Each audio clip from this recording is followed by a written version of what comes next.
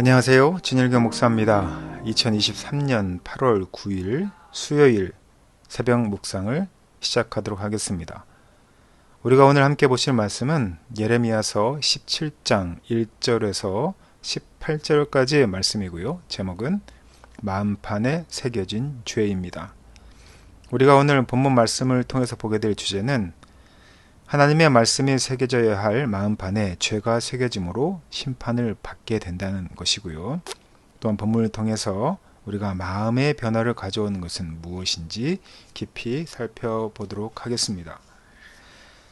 오늘 우리 성도들이 함께 보신 예레미야서 17장 1절에서 18절까지의 말씀에서 예레미야 예언자는 이스라엘의 죄에 대한 언급으로 오늘 본문 말씀을 시작을 합니다. 이스라엘의 죄는 금강석 철필로 그들의 마음판과 제단불에 기록되어 있어서 누구도 그것을 지울 수 없다고 합니다. 이스라엘은 여전히 여호와를 떠나는 모습을 보여주시기 때문인 것이죠. 오늘 본문 말씀 좀 더 깊이 들여다보도록 하겠습니다. 세상의 우상에게 자신을 맡긴 유다의 범죄, 이 범죄는 하나님 앞에서 절대 지워지지도 부정되지도 망각되지도 않을 것임을 우리는 알게 됩니다. 그들의 마음에는 주의 계명 대신에 죄가 새겨져 있고요. 또한 그들의 제단 뿔에는 속죄의 피 대신 죄가 새겨져 있을 만큼 완악하고 완고한 그런 모습을 보였습니다.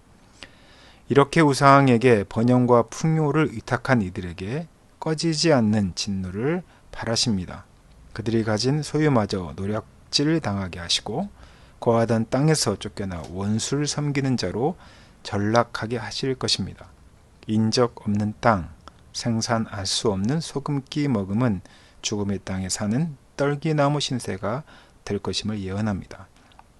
그러니 우상이 주는 열매를 거짓과 수치로 여겨야 하고요. 속지 말아야 하고요.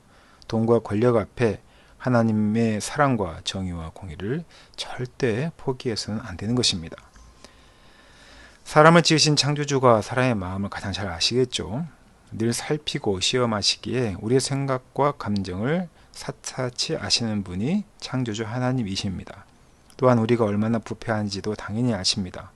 그러니 우상을 의지하는 자의 성취를 인정하지 않으시고 자고새처럼 탐욕스러운 자는 꼭 그 대가를 치르게 하십니다. 반면에 하나님을 의지하는 자는 물이 마르지 않는 강변에 뿌리를 내려서 더위에도 잎이 푸르고 가물어도 풍성한 결실을 맺는 나무 같을 것이다 라고 합니다. 터진 웅덩이 같은 우상을 의지하지 않고 생수의 근원 되시는 하나님을 의지할 때 시련의 때에도 마르지 않고 늘 푸른 신앙을 간직할 수 있음을 우리는 알아야 합니다. 배척과 핍박을 받고 고립의 고난을 당하는 중에도 예레미야 선지자는 찬양을 합니다. 마음에 치료가 필요하고 당장 구원이 필요했지만 상황에 압도되지 않을 만큼의 신뢰가 있었기 때문이죠. 선지자는 사랑하는 백성에게 임할 재앙을 선포하고 싶지 않았지만 하나님의 말씀에 여호와의 말씀에 순종합니다. 축복이 아니라 저주를 전하는 목자 역할에 달갑지 않았겠죠. 하지만 예레미야 선지자는 피하지 않았습니다. 하지만 돌아온 것 무엇이었을까요? 조롱이었습니다. 그리고 또 핍박을 받았습니다. 말씀대로 즉각 재앙이 임하지 않았기 때문이었겠죠. 하지만 그것은 선지자가 책임질 일이 아닙니다. 맡은 대로 말씀을 전하는 것, 그의 선지자의 소명이고요. 또한 그 말씀이 성취되는 것, 이것은 우리의 소관이 아닌 하나님의 소관인 것이죠. 사랑하는 제2교 성도 여러분, 우리가 성경을 읽고 또 말씀을 듣고 예배에 참석하지만 성경에서 말하는 말씀의 의미를 잘 깨닫지 못하는 또 이해하지 못하는 성경 문맹이 많이 늘고 있습니다. 또는 오독하거나 오해한 경우도 또는 왜곡한 경우도 많죠. 묵상을 하지만 그 말씀의 깊이를 잘 깨닫지 못하는 분들도 있습니다.